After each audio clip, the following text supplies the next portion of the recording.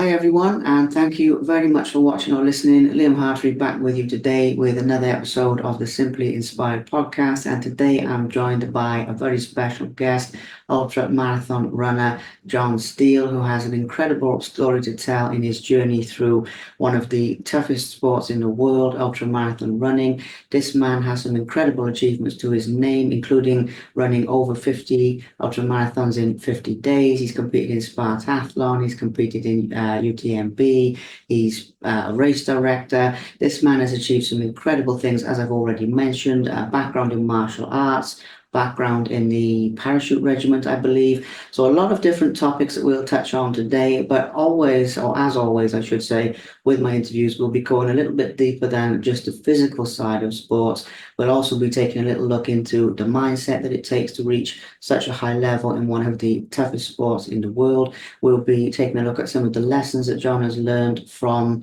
his incredible achievements so far, mental resiliency, mental toughness. There'll be all types of cool things there. And obviously, we'll be taking a look at his future plans as well, because this man shows no signs of slowing down as well, even better. So, Jon, thank you very much, first and foremost, for making time for this, especially with everything you've had going on. Really appreciate you making the time for this show today, basically, mate. Thank you. Thank you, Liam. Thank you. No problem, no problem at all. So, obviously, yeah, I mean, I've been following some of your achievements for a little while, and I've read a lot of things about you. So it'll be cool to hear about those things in person. But I think what we'll do for now, we'll go sort of back to the beginning and find out a little bit about what inspired you to start running. Because I remember reading somewhere that in the beginning you did a little bit of it, but you didn't really like running, and then you came back to it later. So can we touch on those very early days with running and with sports in general, please, mate? Let's start there. Thank you. Yeah, I suppose for many years since the age of 12 or 13, when I started studying martial arts, I used to do a little bit of running just to keep in shape. And to go back a little bit before that, before at school, I went to many different schools. And at school, I was never very good at school sports because I was forever going to starting at one primary school, then moving to another primary school, and then another primary school. So it was hard to make friends. So on the night, I wouldn't hang around and play football or whatever sports the kids would take part in those areas.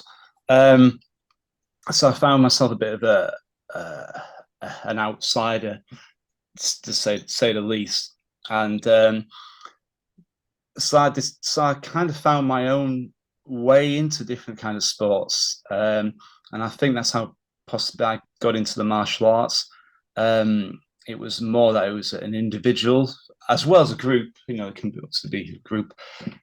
It was more an individual art, and so whilst studying the martial arts, I developed a huge passion for fitness, and I started lifting weights, and it was about the time when Jean-Claude Van Damme came out with his films and all that. So it's kind of pushed me along a little bit further into that side of things. And I'd always wanted to go into the military, so I'm just doing a little bit of a short thing through there. So when you're in Paris, you end up doing a lot of running.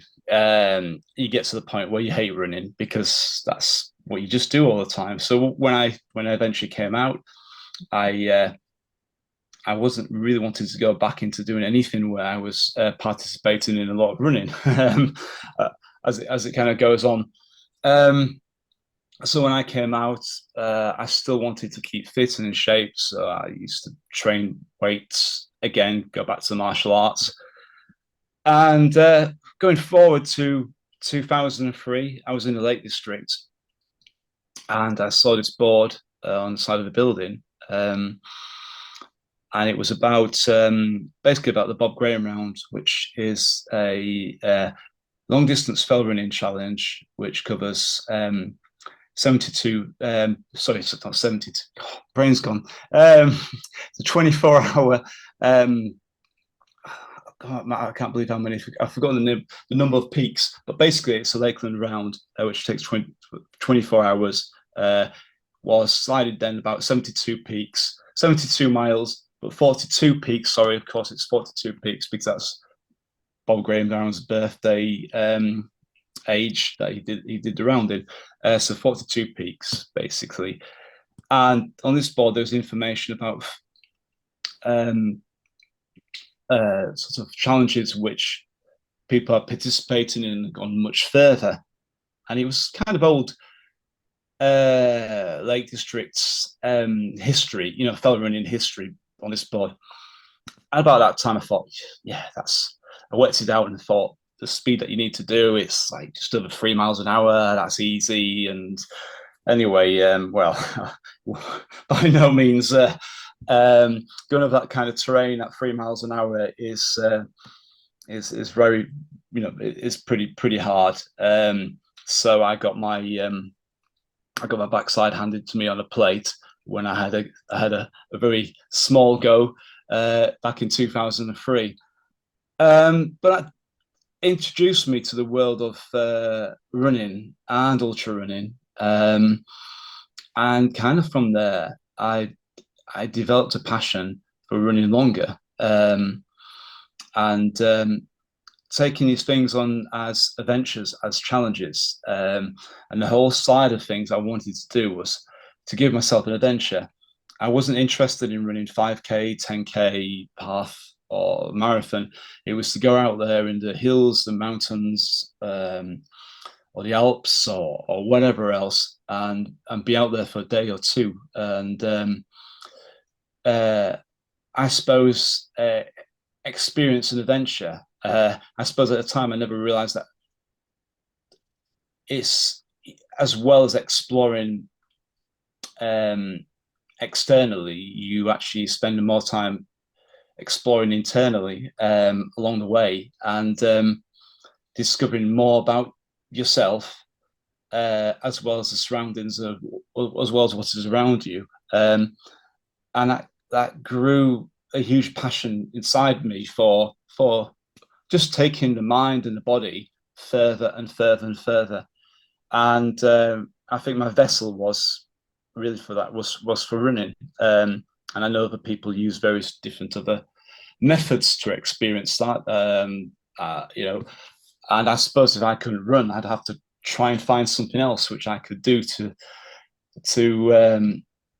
experience a similar situation. But going back to what you said about running, it's I love running, but at the same time, the amount of times I wake up in the morning and I put my shoes on and I find a reason not to go out. I do go out and run, but I can spend, if I decide I'm going to go out at 6 o'clock in the morning, it's nearer 7 by the time I go out in the morning, because I just don't want to do it. But once I'm out there, it's good, it's okay, and you always come back and feel so much better for it, physically and usually mentally. But yeah, it's a bit of a strange one, because it's like a bit of a love and hate relationship with running, and I'm not really, I'm not the build really for ultra running or running. My body weight is sort of between 15 to 16 stone, and it's quite going up hills isn't necessarily easy. It's so easy going down hills because obviously with gravity. So but running has brought so much into my life, as well as meeting my wife for running, and meeting hundreds of friends, some really good friends, and giving me plenty of different opportunities along the way, as well as create a business from running. So that was a bit of a long way to answer your question as such. So yeah, that's kind of how I got into running, basically through the martial arts, keeping fit, being introduced to it again in the parachute regiment, but not particularly liking it, and then again coming back to it when through my own trying to keep fit for the martial arts again, and then discovering this board about the Bob Graham round in Grasmere in the Lake District, which set my imagination going. Absolutely, yeah. Well, it makes a lot of sense. And, it's a really good description, John, because when you say in there about, it's a long way, well, not really. I mean, you've condensed the story down quite well because obviously, I'm sure with that, there's different sort of offshoots we could go down with, the parachutes and the martial arts and the different things. So, you've condensed it very, very well. And I like that. And it gives people that understanding that when they see what you're doing now with these crazy races, some of the best in the world, obviously, it's not an overnight thing. You built up to it. So, I think it's very inspiring and very relevant. One thing just to touch on, obviously you were drawn to sort of the military life, you were drawn to the parachute regiment, and there's a strong amount of discipline in that. And obviously you are very disciplined now because even what you were saying there, you don't always want to go, but you do go anyway and so forth. That takes a lot of mental strength as well as physical strength.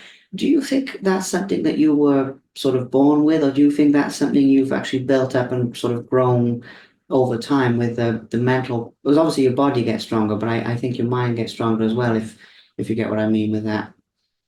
Yeah, that's a good question. I think I developed it over time. I wouldn't say that my childhood was like incredibly regimented or incredibly disciplined. There was obviously discipline there, um, but no more extent than a lot of people's childhoods. I I suppose I somehow found held myself accountable in ways, and when I don't know, it just in life wasn't disciplined with things, wasn't disciplined with. I mean, from a primary school age or like a teenage age, diet didn't come into it or anything like that. So I didn't think about that kind of thing as for discipline. Certain just I would know when I'd done something wrong and I'd feel guilt like anybody else would do. But I'd also then feel that I'd let my, I suppose, like a teacher said, you know, I'd let myself down by that, and I didn't like that feeling. And I suppose I was very much, we are. I always wanted other people's approval. Maybe, I suppose, you know, I by being disciplined, then I suppose I noticed that my teachers would like me more, or people would, older people that were around would. I would say I would never thought about respect, but would sort of respect me more. So by I think I realized by being disciplined, there was ways, there was things which opened up for me more. It had its own rewards by being disciplined, and then again, um, I suppose I was always. I was always into the I was always into the military. I used to watch films, the old Second World War films or bits and bobs like that. And I suppose maybe somewhere along there I'd see uh, their discipline, and I wanted to be like them. And I suppose possibly and I mean, I'm trying to even think who my heroes would have been at the time. My heroes at the time were probably quite disciplined. It's a really good question because it's something I never really thought about, but it's quite interesting to for myself to explore that and think why was that compared to some of the other children that I went to school with that were a lot less disciplined. But I think because I moved around so much, I wasn't as influenced by them. I was probably influenced by the I don't know, but probably by um, things I saw on TV, as in films, as in which hopefully were good films rather than violent films or anything like that. I suppose my role models weren't other kids at school who were being naughty and whatever else. I suppose, yeah. Um, it's something I can't quite touch on, but yeah, and I think yeah, this discipline is developed, and yeah, yeah. It's probably not the best answer I can give you about that, but yeah, I think I definitely developed, and this is possibly why I developed much more discipline, and then of course, then you get it rammed down your throat when you're in the military, and then you. But I mean, before that, doing taekwondo, one of the tenets of taekwondo was self-discipline, and I suppose I try to live by the separate tenets. I think courtesy, integrity, perseverance, indomitable spirit, and self-control. I'm amazed I can remember that, but if I had to learn that 5 years ago, I'd have forgotten by now. But because I learned that when I was like, I don't know, 11 or 12 or whatever. So I suppose, yeah, I suppose, yeah, it's that's again a long-winded answer to your question, but sorry. Yeah. Oh, no, it's good. So you know what I like about the answers though is I really like the fact that you're sort of just talking, from the heart, and I mean that as a compliment in the sense that there's not too much sort of filter there. You're Yes. reflecting things and you're saying how they feel. And I like that. I like that because Thank you. at the end of the day, that's what people want to hear anyway. Even when they listen to something like this, people don't want to hear scripted stuff. People want to hear like what you really feel. And one of the things people always say with my interviews in particular is they may well have heard like some of the sports stories and things before, but they haven't always heard what people were thinking and feeling and what they were going through more internally. And I really like the way you naturally put things across. Because to be honest with you, John, as well, just quickly before we move on as well, I mean, when I was speaking with you, you have that very nice, easy, relaxed sort of demeanor and everything. And I think when I looked at your profile on there, you see like you said, the big bill and you're running, and I had a more military type of impression in a way, not in a bad way or anything, but Yes. Yeah. because I mean, I have loads of friends who've served and things, so not in a bad way, but just you're actually more chilled than that than I thought. So it's a nice way, and it's nothing to apologize for whatsoever. So just to put that across to you. Anyway, so yeah, okay, moving forward now with the ultras themselves. I mean, I know you've been asked this before. I've read articles on some of these topics, but people want to know about the toughest races. And what I'm going to do with this is talk about some of the most difficult challenges, and then later we'll talk about which ones you're most proud of. But starting with the most difficult ones, I was thinking, you've done so much. How are we going to condense this down? Because I would love to talk about every race, but we'd be here until next week or some other time. So I thought, well, we have to bring this into a sort of more condensed version. So I thought, okay, you're the one out there, you're the one who knows best which ones were the most challenging because, you can't tell that from the outside looking in, if you get what I mean. You can only tell that from being in there. And obviously there are rewards that come from those challenges, but I mean, I remember reading one where you were actually hospitalized. I mean, you've been through all types of crazy experiences. So if you had to pick, a handful that were the most challenging, which ones would those be, please, mate? Which ones stand out? Well, there's a guy called Mark Cockbain that organises events, and they're very I can't. Thought It's he might come up. I thought he might come up, Mark. Yeah. yeah, There's a tunnel and things, doesn't he? There's like a yes, tunnel. yeah. Yeah, yeah. I've heard of him. I've interviewed a few people who've done that. Yeah. It gets pretty wild, doesn't it, with his events? They are, and he's very. It's what you see, what you get. It's no. Let's give you a really quick example. Like I say, I help every year with Marshall. For the last 12, 13 plus years, I've been at Lakeland 100, either running in the race or marshalling. Uh, and it's a fantastic event, brilliant event, very tough event.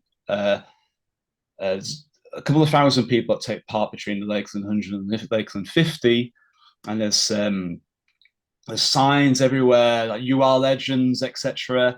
And there's like people cheering on. It's like it's this amazing atmosphere, and all these people here and everywhere, and they finish, and everybody's shouting out, clapping and applauding and everything. And excuse me, and So back in 2014, I'd been at Lakeland 100. I wasn't running that year because a week after I'd got C2C, which is a Mark Cockbain event. Actually, again this year it's been the same thing. I just did Mark Cockbain C2C the weekend that's just gone, and the weekend before that was Lakeland 100, which we're marshalling. So when you get to a Cockbain event like the C2C, there's probably half a dozen people, and they're running across the country. And it's kind of you start on the cliff top and or wherever, and he shouts, "Go!" And then you see him at the end on a park bench somewhere when he gives you your medal if you're lucky, if you got that far. And so it's the complete opposite, as in it's so low key. But you know when you take part in any of his events that they're going to really test you, and that's what he wants. And he has this social media appearance of being quite cold and him being quite hard and quite cold and quite blunt.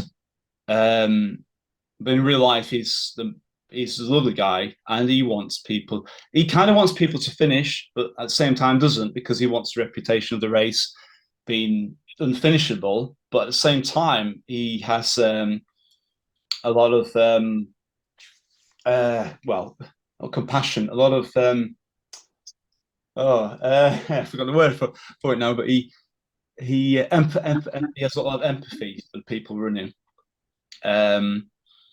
And so his events, I love his events, and one of the first ones I took part in was called the Viking Way, and I had to drop out after 70 miles. So the next event I took part in of his was probably one of the hardest races I've taken part in, if not the, and by its entirety. Because I've taken parts in races where I've been a bit not 100%, and there have been races which should be relatively easy or easier than other races, but because for some reason or some weather conditions, it can make that edition of the race one of the hardest races that you've ever done, because you're under the weather and it's been pouring with rain for 24, 48 hours or whatever else like that. So, but by pure definition of an all-round thing, the hill was one of them, which was probably one of my harder races. And the hill was a race that was held around the shortest day in December. And what you had to do basically was summit this hill. Again, brain's gone. It was 52 or 53 laps, so they're like a 2 mile lap up and down this hill in called Shining Tor, which is in the Peak District. And it's used to go from a pub called the Cat and Fiddle, which was one of the highest pubs in England. But what he does is the hill that he found, the path up the hill, is a kind of path which is runnable, but runnable for maybe 5 or 6 times, and then after that you're too tired. But you start to feel bad that you're not running it. So there's another psychological edge into that. He starts the race on when he held the race, he started the race on a Friday night at 7 o'clock at night. So then, because you were going to be out, if you're going to complete the race, you had 48 hours to do it. You were going to be out Friday night and then Saturday night and Sunday night. So you'll be going through 2 full nights and a bit of a night to try and see if you'd find the correct time to make it, even that little bit worse. That year, the weather was atrocious. It was thick mist. It was pouring down with rain. It was freezing cold. And out of, I think 15 people started on the Friday night. By the Saturday morning, there was about 4 of us left. And then later on, we were down to 3. And then I realized that if I continued going and kept on the race, I could come third. And at that stage, I'd never placed in a race before. So it kept me on and kept me on. And then later on the Saturday night, there was just me left. And all I had to do was finish and just keep on going up and down his hill, up and down his hill. You could go into the pub every now and again to get changed into this room in the pub. But when you went in there, all you'd see is everybody who had quit in sleeping bags in the warmth. So you kept trying to stay out of there. The longest break you were allowed was half an hour, otherwise you'd be out of the race. And yeah, it was just a continuous going up and down in the conditions. And after so long, I got trench foot, which is when your feet get macerated with the water, because you're running constantly through puddles, running through puddles. And I think the last 15 miles of it was excruciating because my feet were in such a mess, and it's a very rocky path. I was reduced to tears for the last five reps. It was just hell. It was so painful. But it was unknowns to me at the time because you weren't allowed to listen to music. So I didn't have my phone on me, so I had no idea what was happening in the world of social media. And it had gone the whole time. It had gone a bit crazy. It had gone. Hundreds of people were following this lonely person going up and down a hill. So yeah, I mean, the hill by Mark Copbane was probably one of the hardest ones. Again, UTMB back in 2006, 2007, and then 2009. I had 3 attempts at UTMB. 2009, I managed to finish UTMB, but the second year of running that race was one of my harder races I've taken part in, and that was back in. I mean, I got to about 70 miles and I timed out of there. And there's so many different races. There's so many different races where something has just gone wrong, or that have just turned like a run of the mill ultra into something else just to try to get to the end, just to finish. But yeah, I get a Spartathlon. Actually, sorry, the furthest I ever got, I hadn't actually completed Spartathlon. The furthest I got to Spartathlon was 70 odd miles. But the pressure of the checkpoints, every 3 miles, 3 miles, it's a cut off in each one, and the constant pressure to keep pushing and pushing and pushing. And Spartathlon is a bit of a nemesis, which I want to go back at some point and try and complete. It has been that race has been a race where I always feel like you need to find a race which you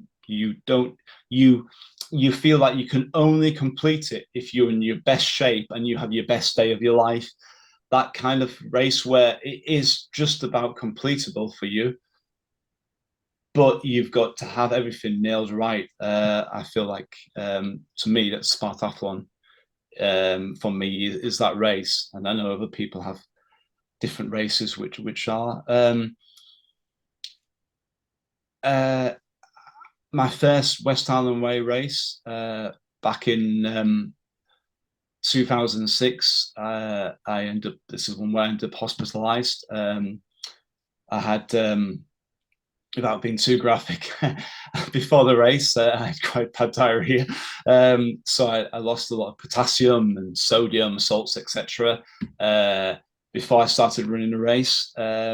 And along the process of the race, I developed rhabdomyolysis and hypertrinemia at 70 odd miles into the race, descending down after a thing that's called Devil's Staircase in the night. I was hallucinating that bats were coming down at my face. I was trying to fight them off, um, and I ended up basically in the surgery at Kinloch Leven, which is a checkpoint there, and they have a race doctor, and they actually have a bit of a surgery there.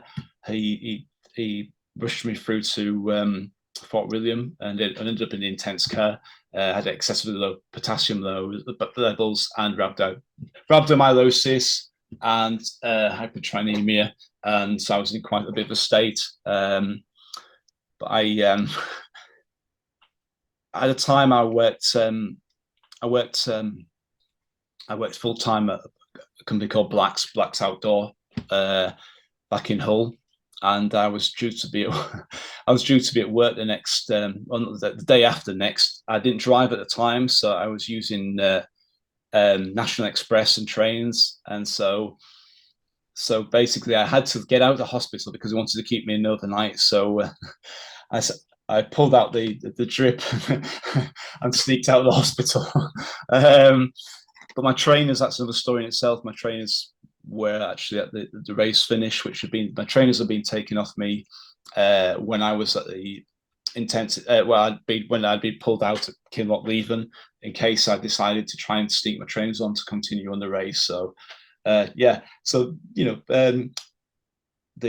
West Highland Way, the very first West Highland Way I took part in was one of my harder races. As an overall hardest race of races out there, it isn't. But when things go wrong, any of those races can be, very, very tough, very, very tough. But for me, I think it was the hill back in 2012.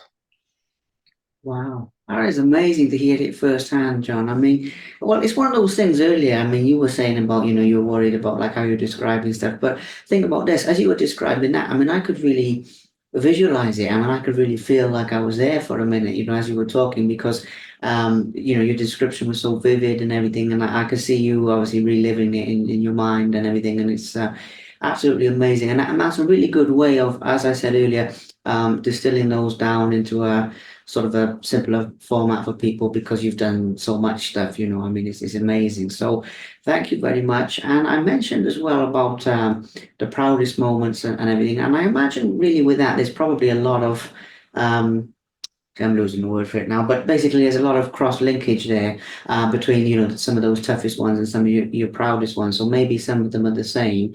But again, I love asking this because you never know which race is going to come back. Is your proudest moment something like UTMB or something like getting in there, after several attempts, or is it some of the ones you've mentioned just now, or is it something completely different? And it's not to do with accolades. This is just to do with the ones you personally look back on in your own mind and you think, yeah, that was the one that, when you remember it, it brings like the biggest smile on your face, or it has the nicest sort of feeling of pride compared to the others, if you get what I mean with that. Great question. 2009 UTMB. It was my third attempt, and I'd done the West Highland Way race, but UTMB. The first two attempts, I'd kind of got to 75-mile mark and timed out, but one of the times it was a long story. I deliberately timed out, but there was a different reason to it, which is a bit long and winded. But going back to it in 2009, it was like I thought, if I can't finish this race this time, how am I going to go on and run other ultra races, which I want to do? How it was. It was like, right, do I continue with this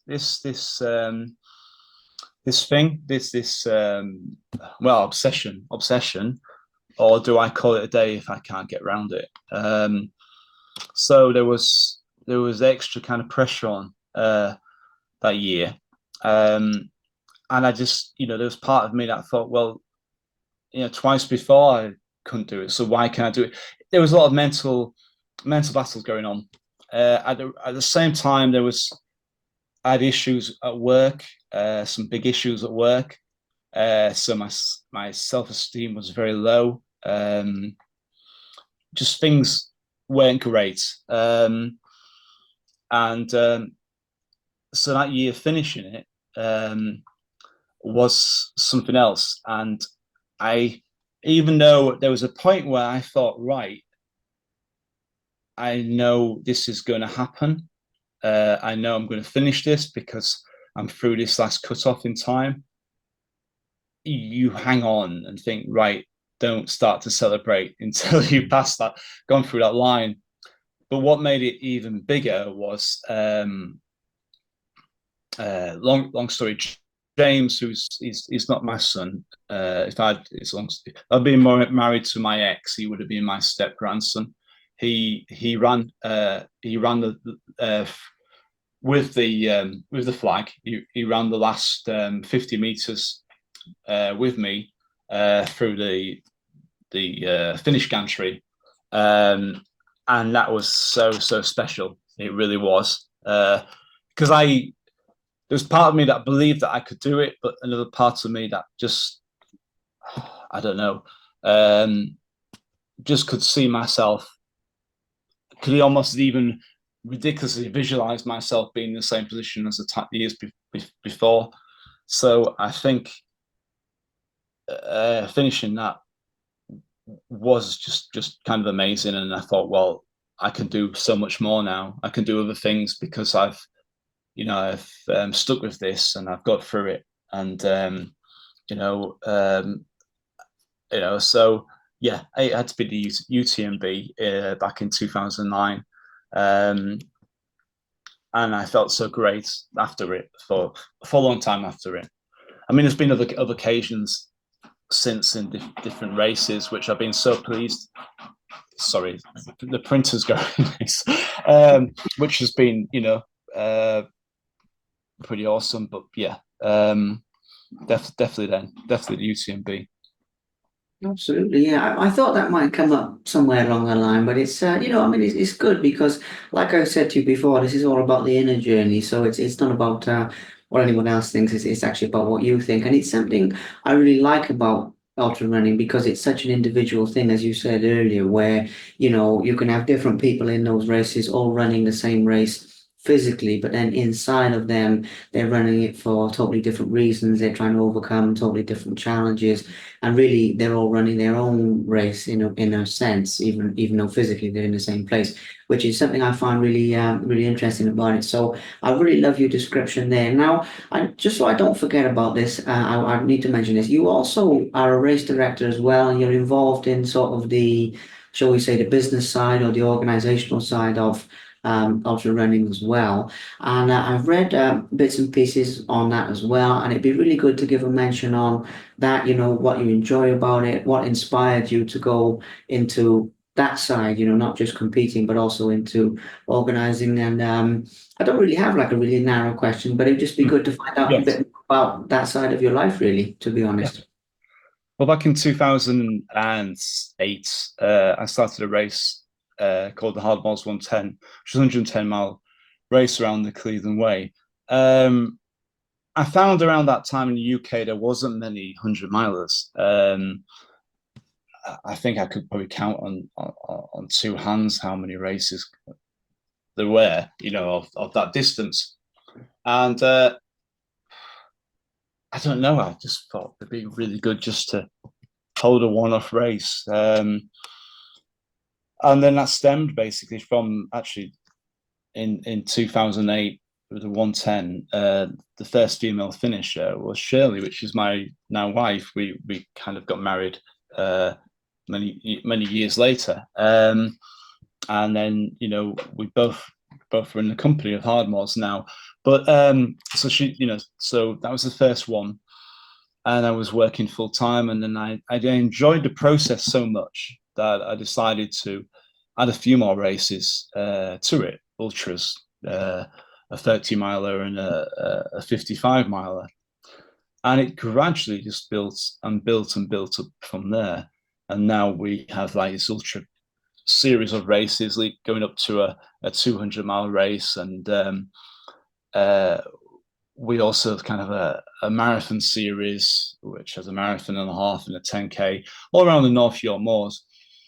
And the great thing to see is a progression. We see people come in and they do a 10K. The 10Ks are never 10K. They're always, instead of being just over 6 miles, they're usually 8 or 9 miles, always further than like the marathons are never like 26.2 and all the 28, 29 miles.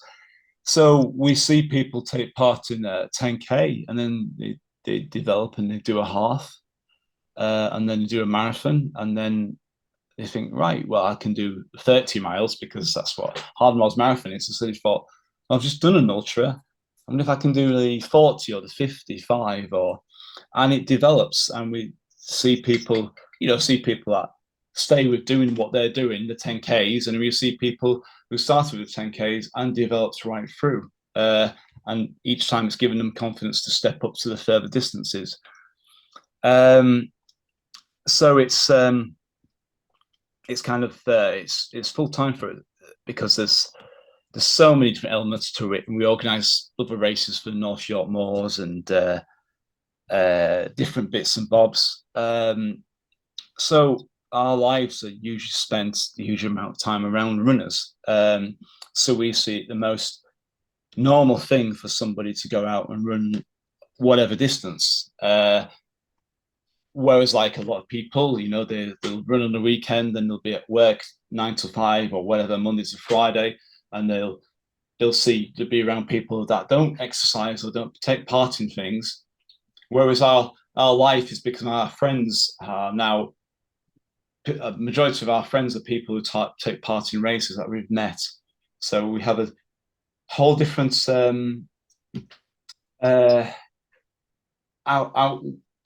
of the world than like the majority of people, because most people that we know are kind of fit or super fit or whatever. So we kind of feel like it's the norm. But I take quite a bit of inspiration from a lot of the runners that take part in the races and push and then strive to get around the first half marathon or the first ultra, and you can see the dedication and the effort that they put in to finish. Or you see some of them that have taken, tried to do, say, the 110 or the 200, and they've tried 3 or 4 times, and you're willing them on to finish, and then they eventually finish, or they keep coming back to try to finish. And it's great to see so much determination there, and it kind of surrounds you. So it's for myself, it can be a real it can help me with something I'm going to do. Basically the week after, I could get to a point where I'm absolutely shattered and thinking, I can't afford to do this. Maybe it's some admin or whatever else like that. And then I look back and I think about whoever who has worked so hard just to finish that one race. So it sort of motivates me as well. So it kind of it's a circle really. Hopefully we motivate them and they motivate us to not just run further or run faster, but to push harder with what we're doing, or in our daily lives. And so it can be very rewarding. It can be very tiring, and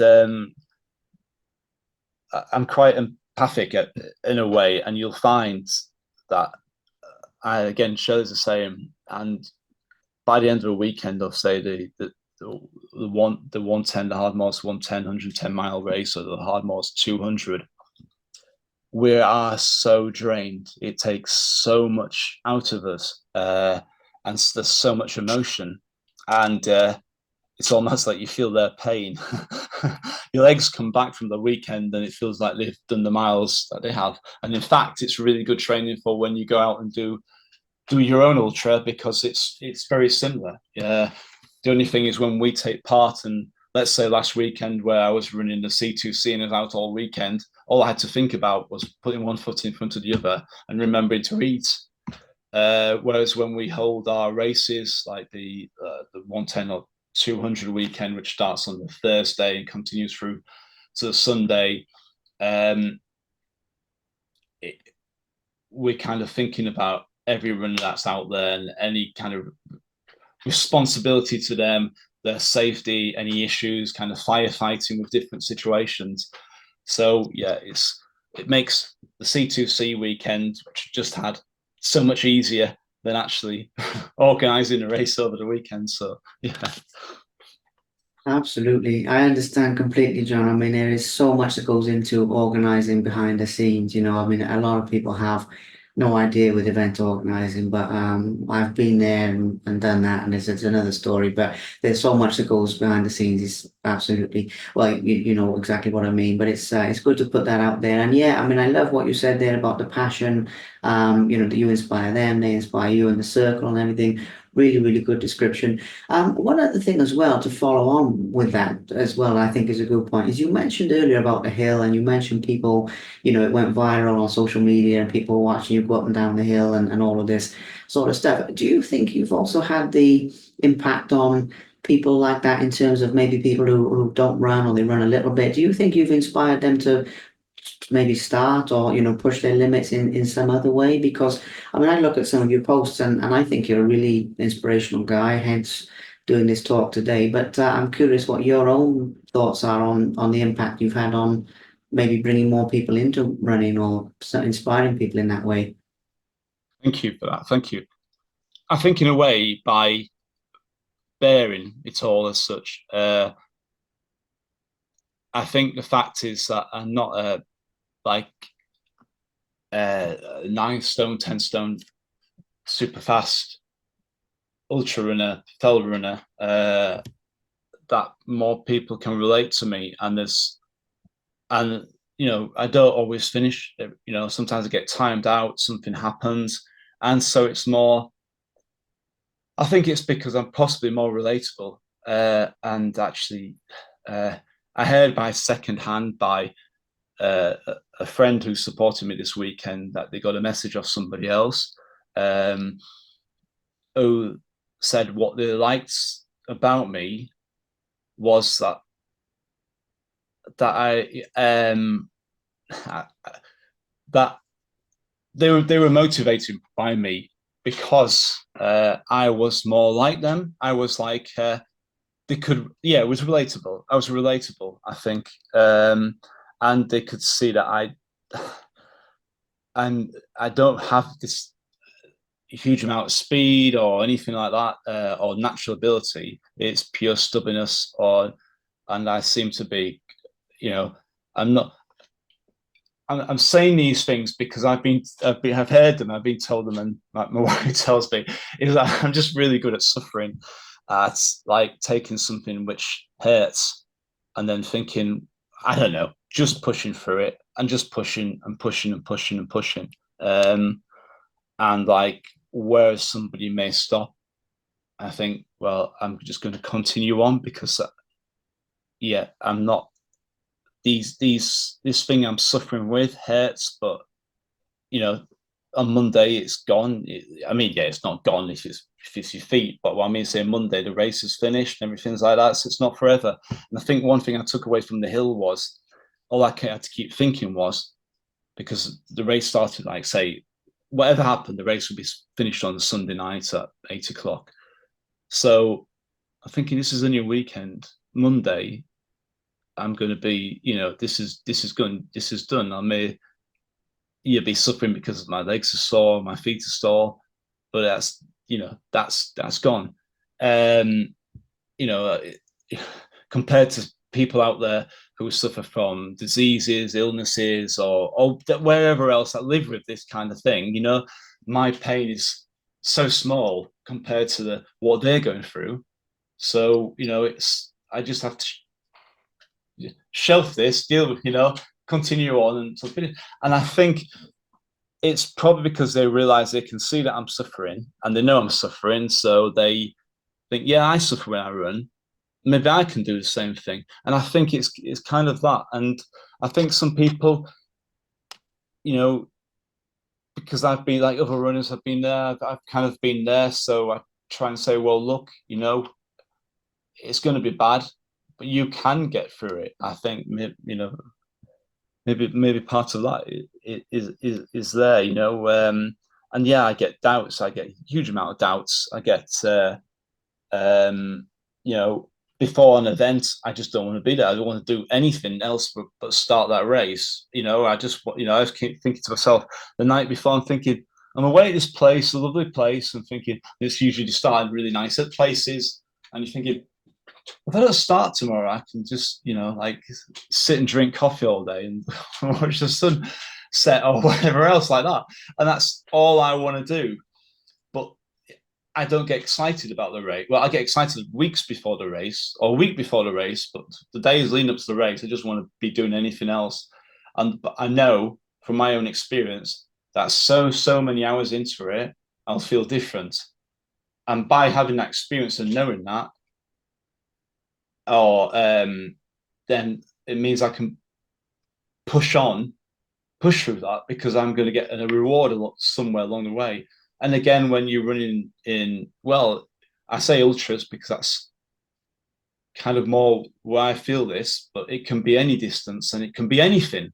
I suppose it can be anything. But you have a bad patch, but the bad patch is always followed by a good patch. You feel really rough, you feel dreadful, you feel terrible, you can barely move, you can barely, you're just walking, you're shuffling along.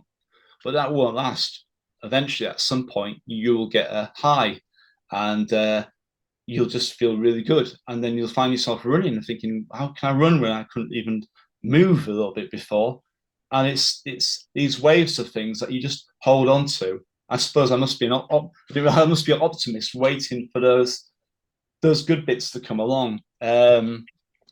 So yeah, so I've got off subject a little bit there, but I think it's probably because I'm a bit more relatable compared to say somebody like Kilian Jornet or I'm trying to I know this of people I could say, but that would sort of be unfair. But like uh, people who have got that more natural talent, I suppose people are they're not as relatable as seeing me plod up and down a hill, I suppose. Yeah, well, I'd agree with that, Mark. I'd agree with that, John, to be honest, mate. I mean, that's the thing, mate, is it's like I'm seeing you run and, it does have that relatability. And I mean, to be honest, the thing I thought, to be quite honest with you, is when you've got like the John Steele name and everything, I see you running and everything, and you've got the big build, and it's got that like man of steel, it's got that like, that presence. I mean that as a compliment, and Yes, it's quite good. A couple of things you said actually, because you said about Jean-Claude Van Damme earlier, and I can yes, also see a little bit of resemblance there as well. So when you were saying about the martial arts, but all joking aside, I mean, yeah, that appeal, that is what inspiration is all about at the end of the day. I mean, you like you say, you hear somebody like Killian, who you mentioned, you hear about people like that, and he's running at like you know.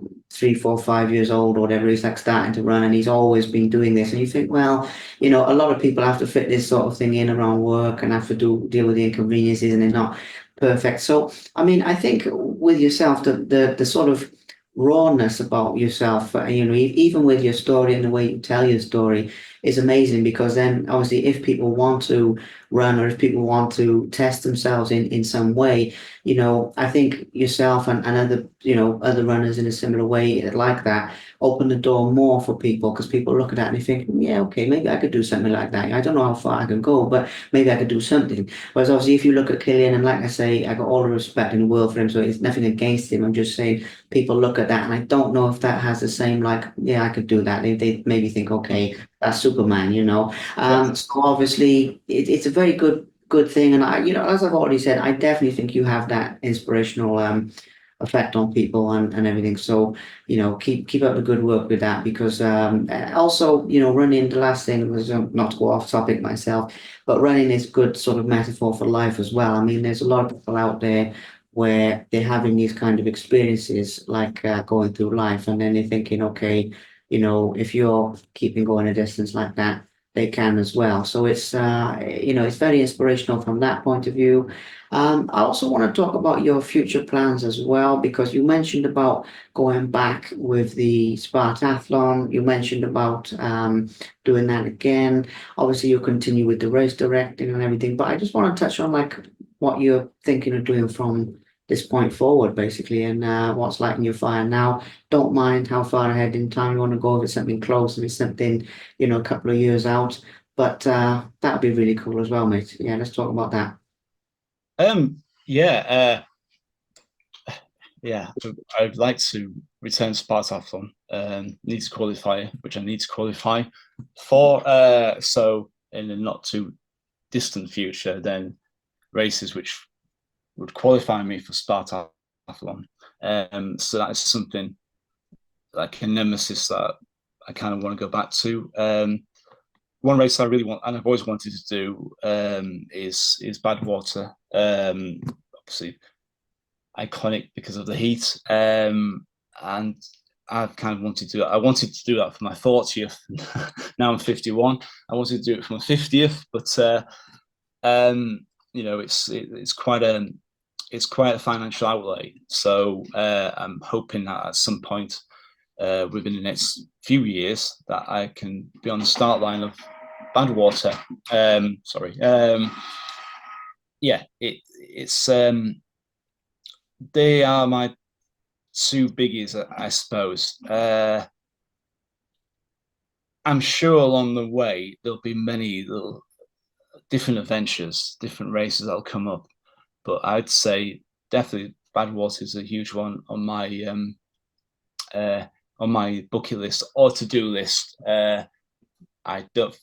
It doesn't feel complete without that. So uh, with Hardbones itself,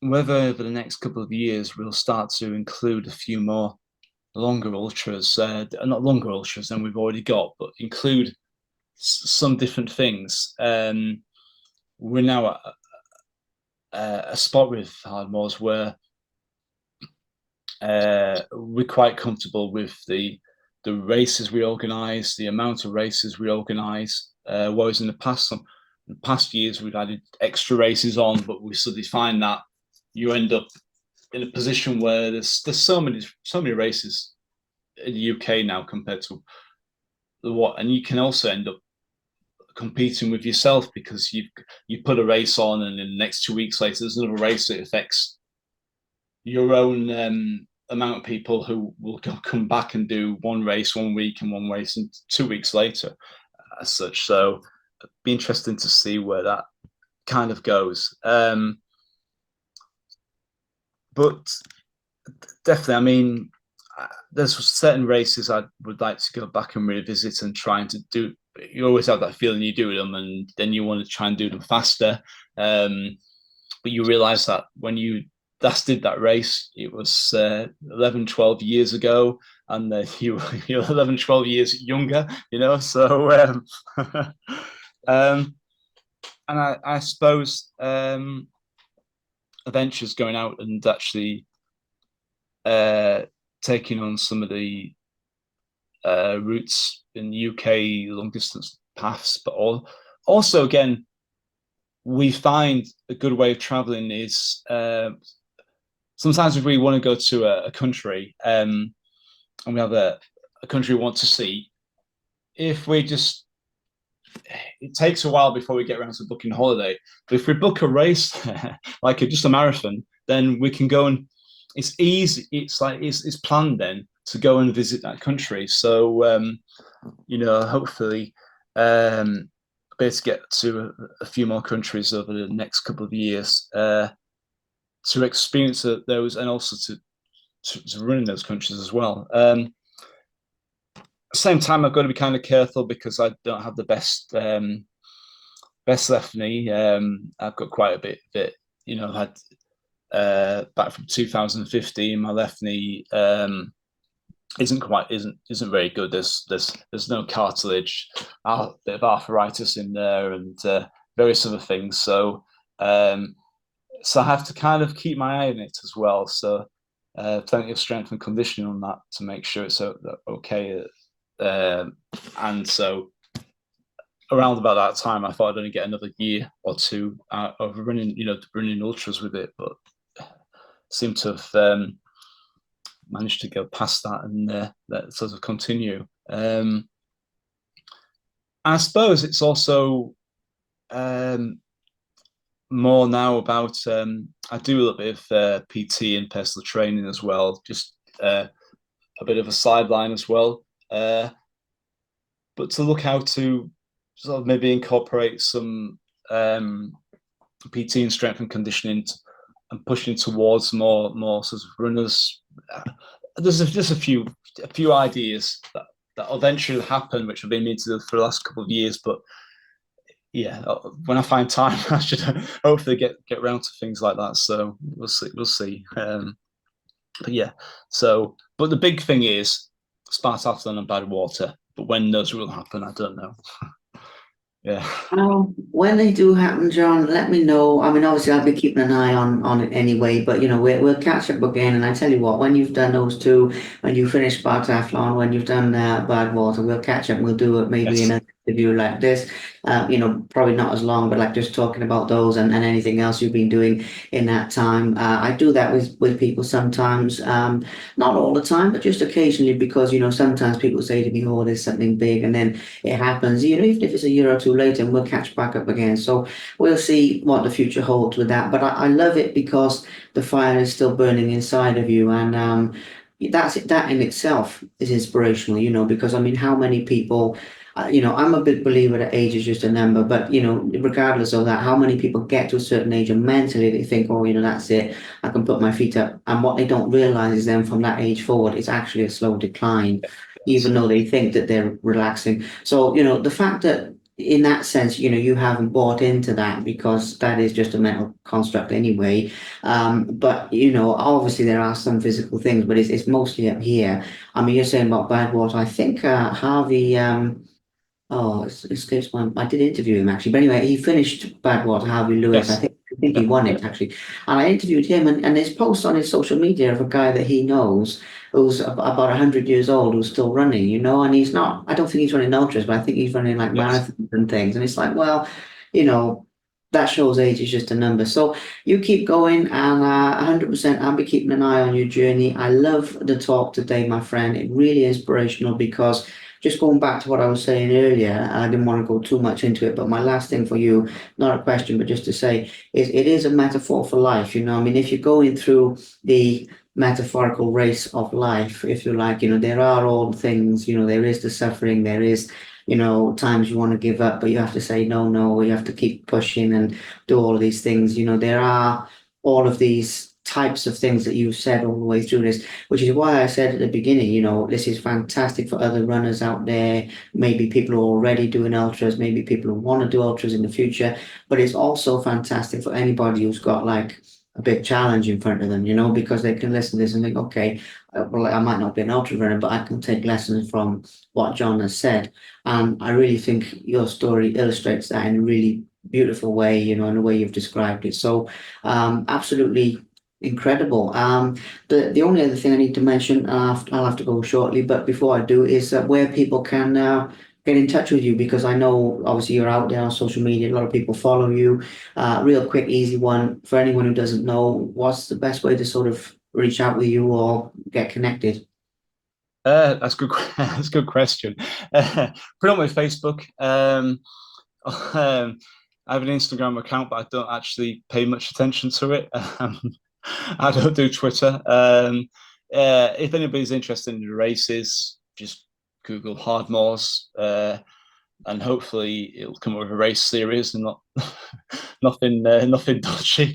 Hardmores 110, and really that's probably the best way. Social media, really. Yeah.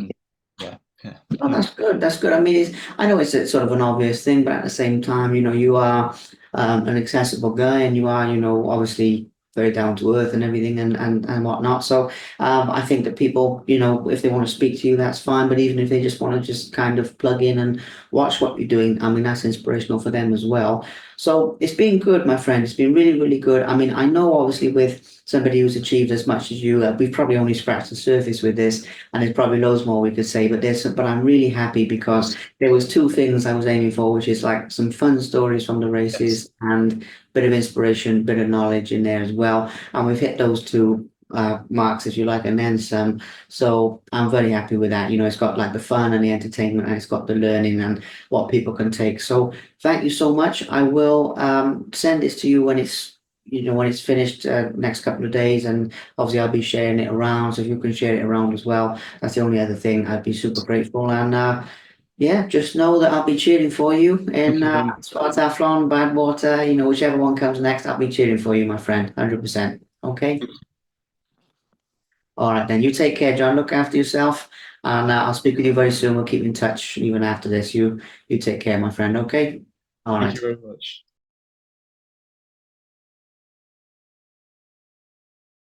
Thank you very much for watching.